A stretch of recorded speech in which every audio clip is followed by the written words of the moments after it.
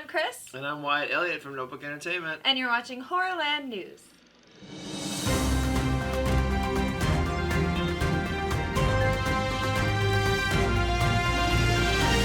Right, so coming up this week on NotebookTV, on Wednesday we have our normal Thanks We Hate It, and this week's episode will be about the worst horror TV shows. Yeah, We had some things to say. All I gotta say is, guys, please check out the last week's episode because it was an interesting topic where they were talking about music, but and score. But so I kind of thought, well, this would be kind of more artsy. But she kept bringing up songs that were horror songs. I had to look this stuff up and try to find clips from it. And oh my god, I'm traumatized. Yeah. Like, someone said in the comments, they're like, you didn't know about the Crypt Keeper? And I'm like, yeah, I knew the Crypt Keeper's holiday album. Everybody knows about that. I had the holiday album. Everybody at least knows about the one song from that. I didn't know about his rap career. Yeah, the Crypt rap should be buried. I found the clips and I put them in there. Couldn't share a lot of the actual music, but... please find those by yourself. But yeah, watch our show, see show. what we talk about, and then go look up those clips because... Yeah. If you're a horror... Good Lord. Yeah, you may not know these exist, you know? Like, if you just watch the movies, this stuff was on the soundtrack, or you may not even heard it in the movie, and it just glossed over it. Yeah. And we're not talking about, like, Will Smith's Freddy song that everybody knows. We're talking about, what was it, Fat Boy? I didn't even know this existed. The Freddy's back rap? I was embarrassed for Robert Englund. I know, this poor man. Okay, anyway, that was last week's episode. Yeah. This week we have Thanks We Hate It, Worst Horror TV Shows. And again, we had a lot to say. Friday, we're going to have another episode of Slasher Advocate. And I will be defending Mrs. Loomis and Mickey from Scream 2. Right, so let's move on to TV Roundup. No TV and no beer make Homer something. So first, guys, Severance. The season finale is this coming Friday, the 8th. I'm nervous. I'm both very excited and very nervous because I'm like, what if it just, they screw it all up in the end? Like, it's been so good so far. I'm like, what if they pull a Lost and it's just terrible? It's hard. It's easy to set things up and questions and stuff. But you gotta wrap it all up now. It's hard to... And they've got a lot to wrap up in one episode, so I'm really hoping they're planning a season 2. Right, I have a feeling there's a lot to wrap up. Yeah, I have a feeling they're gonna have to. Apple seems... I don't know what their standards are for renewing shows, but this thing seems to be getting talked about. Right. And everything, a good job, Ben Stiller. Like, thank you for this show. I love it so much. Yeah. Adam Scott's amazing. John Turturro's amazing. Everyone in the cast is amazing. Please, if you have not watched this, catch up on it before this Friday when the finale comes up because... everybody's going to be talking about it after the finale. And it's a great binge show, because we binged like the first 4 or 5 episodes when and then started. We were very sad that we had to go week to week. But yeah, binging it, you binge it now and be ready by Friday, be perfect. Perfect timing. All right, so moving on, The Walking Dead has finally shambled its last shamble. Of course, this is on AMC. If you didn't know, the final season has finally wrapped filming. Because they've been doing it. What they've done for this final season 11 is they've released it in 3 8-episode parts. They're in part 2 right now. I believe the last episode of that is April 20th. 420. Good time. I mean, that's how I would watch it. Right. That's the only way to watch it at this point. Because, I don't know, that show lost its way a long time ago, but honestly, I have not watched The Walking Dead since season 1 because that's where it lost me. It was kind of boring. I stopped watching before season 10, I think. It was whatever season that Negan went nuts and, well, he was always nuts in the beginning, and he killed off all those people and stuff with a baseball bat. Glenn, of course. Yeah. And I wasn't like, oh my god, my Glenn. It wasn't like that. It just jumped the shark. It just jumped the shark after that, and it felt like every episode was the same, and they would just come up with new bad guys, and they would have this. It was just repetitive, very, very repetitive. I never even saw Rick Grimes leave, honestly, And I've kept up with the storyline, so I know what's happening on the show, and that's really all you need. Like, you really don't even have to watch the show. I mean, I heard it got better, but what's really confusing to me is the fact that I keep seeing clips where they're trying to make Negan a good guy now. Yeah, well, that's because, here's why. So just to finish that off, the last 8 episodes of season 11 will be coming out later this year. There was no definite date in the articles I saw. But 2 spin-off series are already in the works, an untitled Daryl and Carol series starring Norman Reedus and Melissa McBride. I hope they just call it Daryl and Carol. I hope so too. Like WandaVision. Yes. Like, that'd be great. And then Isle of the Dead with Maggie and Negan, Lauren Cohen and Jeffrey Dean Morgan, of course. That's okay. And those 2 are trying to survive in a post-apocalyptic Manhattan. And those shows are expected to premiere sometime next year. So that's why they're trying to make Negan into a good guy, because they want him for their spin-off. Yeah, like I saw a clip where he was confronting Glenn's little son. His little son was like 3 and has like a gun pointing to him or something. And I'm just like, I just don't know. Okay, I don't know how you redeem him. I don't know how you redeem this character because of what he did. It doesn't even matter that he killed Glenn, a fan favorite character. It matters that you're this guy who thought this was okay to do. That this was an okay thing to how to handle, you know. I don't know. He's anybody. Jeffrey Dean Morgan, so people are gonna love him anyway. I think that is the mess they found themselves in. Right. Because he was a popular actor from Supernatural, and I know he was in Batman v Superman and stuff. And so now you lost Rick Grimes. Right. You lost everybody else. You only do so much with Daryl.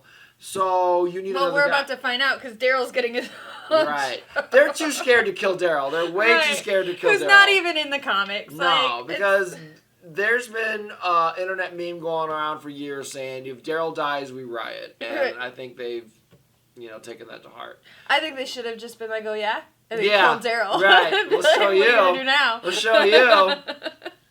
Yeah, Game of Thrones got away with it. Honestly, I'm probably not going to watch this anymore. I'm just kind of done. But this is for everybody who's still watching. Yeah. Yep, the final 8 episodes are coming, and next year we get 2 spin-offs. So. And who knows? Maybe I'll check out the final episode. I don't know. Speaking of spin-offs in Game of Thrones, though, because I just mentioned Game of Thrones, but I just saw Matt Smith for the House of Targaryen, and I'm like, so excited. Oh, is he in that? I didn't know that. Yeah. Oh, okay. But that's Game of Thrones is that's fantasy, not horror. But still, I had to. Yeah. Once a trailer releases or something, we can talk about it. I will. Okay. All right. So our third TV show I want to talk about, Welcome to Derry, is reportedly being worked on by Warner Brothers and HBO Max. It's intended to be a prequel set in the 1960s, and will explore the backstory of Pennywise and the Curse of Derry, Maine. Cool. They're in the very early stages of pre-production right now, from what I read. They've assembled a writer's room to create the pilot script. So fingers crossed, because it sounds interesting. Mm-hmm. People who've heard about it have already started, hey, is Bill Skarsgård going to come, play Pennywise? That's my first question. Because Tim Curry's too old to do it now. Yeah, definitely. Being HBO Max, I would think that they would at least approach him with it and try it. Because it seems like that's the thing now is, rather than just, it's a TV show, so you can't have the same star. And now it's different. Now TV shows TV is bigger now. Part of movies, and they're extension of the movies now. Exactly. So hopefully they can peacemaker this shit and get at least him back. Yeah. If they can give us a fucking Peacemaker show, they can give us a Pennywise show, alright? Or they could cast John Cena as Pennywise. Ugh. I like John Cena. I hate Peacemaker so much. I hate that character. I hate it. Okay, so let's move on. Next. To Trailer Park. All right.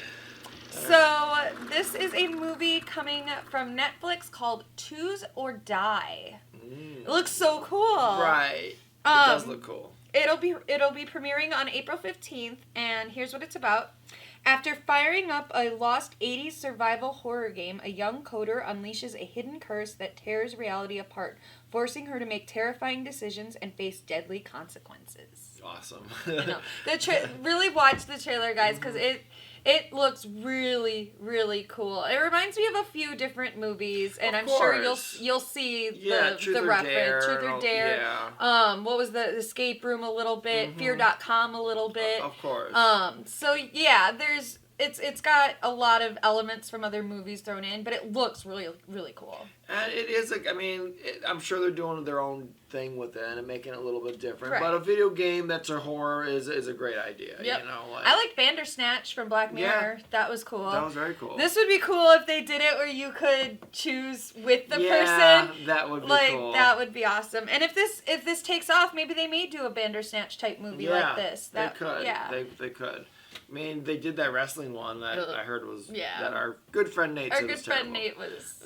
He's very much into wrestling, and he very much did not like that. No. So that says a lot about that. Right. And that's all we have to say about So, Choose or Die is directed by Toby Meekins. It's starring Asa Butterfield, Iola Evans, and Robert Englund as himself.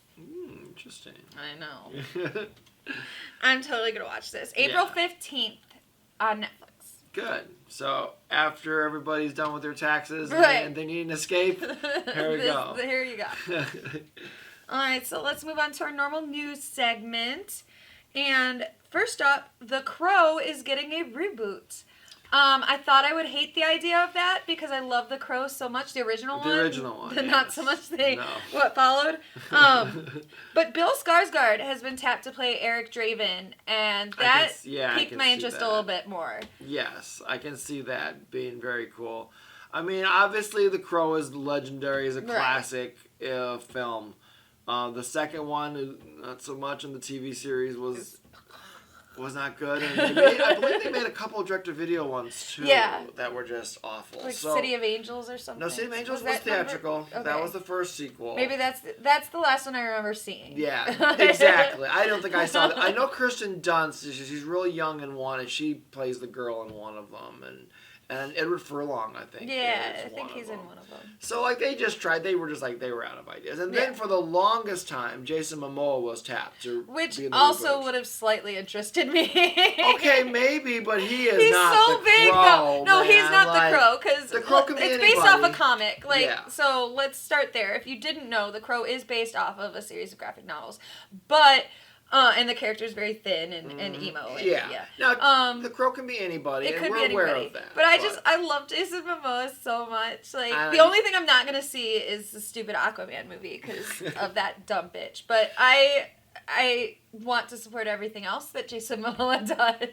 Yeah, he was great in Dune. He was really good in that. And I don't know. He's great in life. I just don't see him as the Crow, so I'm glad they're moving on to this. Yes. Especially because I don't believe they've said if he's playing Eric Draven or not. Yes, he is. He is. Yep. So that's a first that I'm aware of where this is an actual reboot. Right. Because all the other Crow movies, they've just made it different people. Now, here's where it gets a little iffier again. Rupert Sanders is directing. He's most known for Snow White and the Huntsman and Ghost in the Shell. Oh. Well, okay, to be perfectly transparent, I've not seen either one of those movies. I wanted to see Ghost in the Shell, but then the controversy, I kind of stayed away from it. But in hindsight, I kind of want to go back and watch it after the Cowboy Bebop series came out.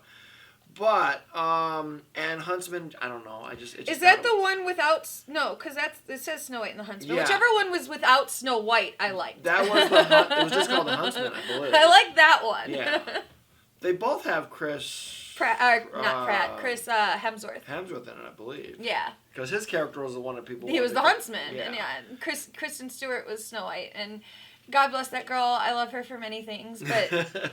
Her acting isn't always one of them. And see, here's what I'm thinking, though. Both those movies, I don't remember hearing complaints about the director. As far as... Right. They're just the not... movies were coherent. They were, Yeah. I don't know. But I would have preferred, I think, someone either comic book experienced or horror experienced taking the mantle here. Well, he could. I mean, he did do Ghost in the Shell. That's a fanboy thing. Maybe. I know, but I don't know. The Crow, the look of the Crow is so iconic. Yes. They were able to capture a lot of what the graphic novel was, mm-hmm. and I'm just worried the wrong eye is gonna. Yeah, honestly, like. I don't know. I don't know if he's still. Maybe he's retired, but like, what's his face? Who just did Batman? I think. Oh, he could Matt Reeves. Yeah. Oh, yeah. Matt Reeves could have done great. That's the kind with of dark this. it needs to be. Exactly. The Crow cannot be a happy, fun, sunshine Marvel film. Mm-mm. It's got to be dark, Or, you know, the guy who just did the One Night in Soho, or Last Night in Soho. Oh, yeah. That was very well. Edgar Wright. Yeah, that was very... I would watch like an that. Edgar Wright Crow. That'd be interesting. Yeah. It definitely needs somebody who understands the feel of Mood it. and setting. Mood. And, you know, I'm not saying that they have to copy the original one. No. Because that one can't be... You can't be yeah. undone. That's It is what it is. Yeah, but it needs to be a dark R-rated right. film. Yeah, if it comes out and they're gonna call it PG-13 is when I'm really gonna start to panic. Yeah, which they shouldn't, because The Crow's always been more of a horror fan's comic book than it has. Because yeah, The Crow is right. Anytime they come out with toys of different horror characters, The Crow is always one of them. Right. So I think he fits way more into horror than he does superheroes. So. Oh, for sure. They're set to start shooting this in June in both Prague and Munich, and they have a $50 million budget. So that's not a lot for like special effects. So maybe they're planning to do a lot of practical effects, which would be cool. Which again, for The Crow, like the first movie, I know wasn't a huge budget film. They ended up having to put a lot of money into it later, but I think that. Yeah, I don't think The Crow has to be. $50 million might be a good amount of money. Especially if they do really good practical effects. I think so that could be we'll good. see. Mm-hmm. We'll see. Yeah. All right. So our next story, Shout Factory is launching their own streaming platform. Oh, nice. Yeah, it's going to launch April 15th, and it's going to offer horror films, thrillers, and science fiction films with a particular focus on cult films. Nice. Well, that's kind of what they do. That's basically what they do. Yeah. The titles will be available both on demand and as a 24/7 stream of films. Oh. So, Scream Factory TV will be available online and as a separate vertical on the Shout Factory TV apps, which can be found on Amazon Fire TV, Android, Apple TV, and Roku.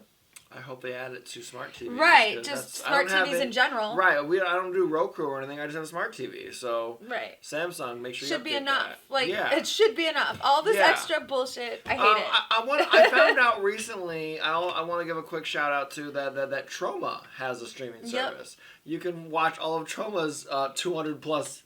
Lots please of movies. do. They've made lots of movies. Please do. Again, I don't know where it's at. It might just be online, but I found out they have one. And then Alex has told us numerous times that Full Moon has one as well. So. Mm-hmm. So yeah, there's ways to get your horror on. Yeah, I mean, obviously a lot of these movies are probably also on Shudder and all that kind of stuff. But if you want to make sure you're caught up on this specific, you're a fan of Full Moon or whatever, or Troma, or Scream Scream Factory, what they produce, but they produce it, Yeah.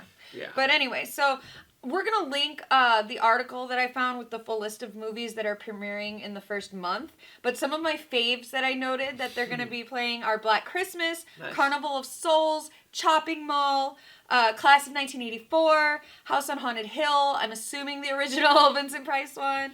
Night of the Living Dead. Again, I'm assuming the original.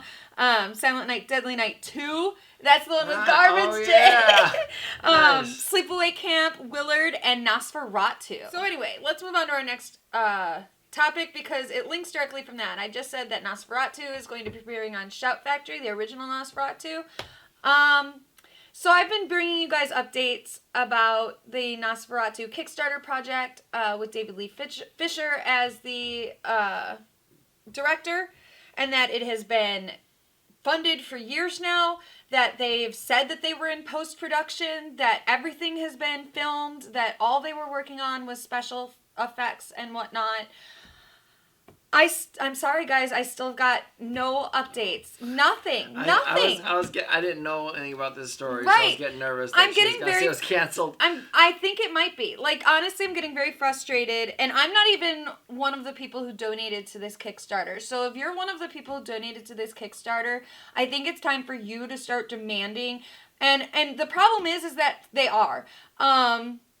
I went to their Kickstarter page. That has not been updated since April 2nd of 2018. Their Facebook page, which they link to in their Kickstarter, was last updated November of 2018. And commenters up to a couple of weeks ago are still leaving comments there saying, where is this movie? I donated. I want an update. Where are the updates? Why is no one talking to us? It was supposed to be out on the 100th anniversary. Yeah. And if you recall, a couple weeks ago, I took it upon myself to message Doug Jones because he's supposed to be Count Orlok in the film, and he's promoted it a few times, and he messaged back that he would be making a post about it soon. It's been a few weeks. I was trying to be patient and wait, but he has still not posted anything about it. And I'm sorry, I'm just not going to bother this very nice man about a project that's not his responsibility. No. So I don't feel right asking him anymore. No, I agree with that. I've tried to get in contact with David Lee Fisher and have been unable to do so. There's no updates on this, and the filmmakers have gone completely silent on it. For a couple of years now. You can say, oh, COVID, but no, their last posts were from 2018. So they stopped letting people know 2 years before, or a year before COVID happened.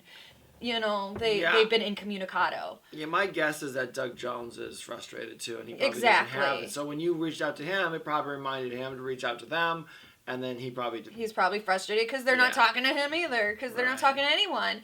So I say in mass, if you are one of the people who donated to this Kickstarter, start blowing up those pages. Start doing whatever you can to get it. Otherwise, to get your money back. Otherwise, just, I guess, count it as a loss, because I'm not sure this movie's coming out. All they need to do is just provide the fans with an update. I understand that technical issues could be happening. Maybe effects are taking longer. Maybe they even ran out of money. But let people know. Yep. You know? Because I know a lot of these Kickstarters, they don't handle the money right, and they think they have enough, and then movies are always more expensive. They did it twice because they got their first goal, and then they raised it to a second goal, and that's how they got Doug Jones and special effects. Because the thing is their project sounded like it was going to be really cool. It was going to be a remake, but it was going to use original footage from the original Nosferatu spliced in, and they were going to try and make it look as much like the original as they could. It sounded like a very cool, very ambitious project. And I'm very frustrated on behalf of the people who donated, that they're not being updated with anything. Like, it's just like they just threw their money away. Well, that's unfortunate. Yeah. I'm because like I said, I thought, oh, well, maybe, the filmmakers are keeping it quiet, and they've just slowly been refunding people their Kickstarter money, being like, hey, sorry, on the down low, like, the movie's not coming out. But no, because like I said, I've seen from 2 weeks ago, 9 weeks ago, people are still posting on their Facebook post, hey, what's going on? I donated to this. Where is the movie? Yeah. So this is why Chris Stuckman made so much news with his, because it seemed like for a few years now, Kickstarter and Indiegogo was all kind of, died off in the way that it's hard to get people to donate money, because there's been a lot of people that have taken money and then haven't nothing done to show anything for it. with it. Yeah. Because, again, it's easy to get the money, and then sometimes things don't pan out. We've had our own experiences with it. Now, however, communication is definitely key. And then also, we did the last minute. We donated to Chris Stuckman's thing because I wanted to be a part of this. I wanted to get the updates. And we want to see the movie. And I want to see the movie. And I wanted to see all the updates that he's promising. And I do believe that he's wholeheartedly going to do this. Yes. As an experienced YouTuber, he knows how to do all this. So, but these other, it's unfortunate. When I checked their Kickstarter page, they had 744 backers pledging a total of $67,551. So, if this is you, chalk it up to a loss, I guess. You know what? I'll also say this, because I do know that sometimes they can communicate privately just to their backers. If you're a backer of this movie and you know anything, please let us know. Yeah. Because I'm seeing nothing. I've looked everywhere. It is tearing her up inside. This movie's not getting talked about. It is keeping her up at night. She is worried. I'm just, again, I think I'm mad because I've been there where I've spent money on something and then nothing came of it, and I'm like, hey, and get nothing back. And so I know what that feels like, and so I'm very frustrated on the behalf of these 744 people that donated. I'm frustrated on behalf of Doug Jones, who did his part and promoted this movie, and then nothing came of it. Yeah. I'm just very frustrated. I hope Doug Jones got paid anyways. Yeah. I don't know. I'm just very frustrated Yeah, with this whole situation and the fact that there's just... I don't like not having closure. Yeah. No, I'm with you on that. He knows, like, some of my... Like, I hate Castaway because we don't find out what's in that goddamn envelope. Like, I can't do those kinds of open-ended shit. Like, I need to know. Yeah. I can, but in certain circumstances in movies. And something like this, I think an answer is definitely needed. Warranted, yeah. Warranted, thank you. Yeah. Yeah. So, let's move away from the unpleasantness of that to our indie film spotlight. My advice to young filmmakers, make a movie every week. Make films, no matter what anybody says, and you'll be a filmmaker. Good segue. Yes, very good segue. And who knows, maybe this movie was an Indiegogo project. A lot of shorts are. But we're going to be talking today about The Bells. It's from 2018 from the Virat Pal YouTube channel. Virat Pal, if I said your name wrong, I'm very, very sorry. I'm not good at names. But this movie was written and directed by Virat Pal. It's starring Danny Barclay, Nell Rutledge Leverins, and Gabrielle Ayala, and Ava Holiday as the creature. I picked this because of the thumbnail. It had a woman's face with a bunch of, like, big scary teeth. Yeah, that's awesome. And I was like, yeah, that's the one I'm going to watch. But really, this movie is about great sound design. I really, really like the sound design. It really did its job setting the mood and the tension needed for this story. And really, the sound design is what's scary.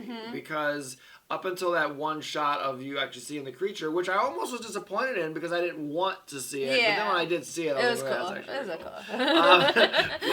cool. but yeah, because the sound design is the horror. And I think that's what's intriguing about this. Because, you know, sound, I was just reading how in NASA, the reason why the people are so far away from the rockets, not only because of the heat and all the sound. The sound apparently will melt your bones from the inside. So sound is interesting and you can kill with it. And there's, you know, so sound horror is a cool idea. Yep. And it's been explored before, so this isn't really anything new, but I still really liked what they were able to accomplish with their budget. It was shot well. The actors did great. Yeah, it was well acted. The actors did well. Even the kid at the end, Yeah. you know, his face just hearing the... Yeah. Yeah. So, We don't wanna we can't spoil give it. too much away here.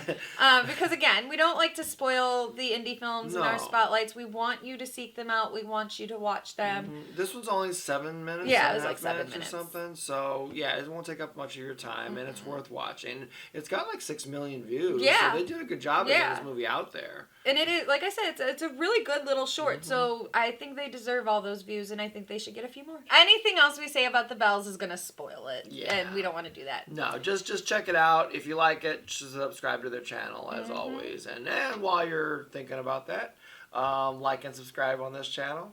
Ring you the know bell. what to do. Ring the bell so you get notified. We thank all of our new subscribers. We grow every time. We do appreciate that, guys, a lot. And I think I've said enough today, so I'm going to shut up now. All right. Have a good night and good fight. Bye. No, I start. Never mind. You start. I was waiting for Alex. That's the last thing I filmed, all right? Hey, I'm Alex. Chris. And with thanks, we hate you. And here's all the reasons why you suck. I could do that show. Yeah, let's do that show. Every week we just pick somebody out and say, this is why you suck. You random person. We Right. hate you. I bet we get lots of views. I We get people, can you talk about my ex? Right. It'd be a very popular Pretty show. awesome. That'd be a very popular show. All right. All right. Action.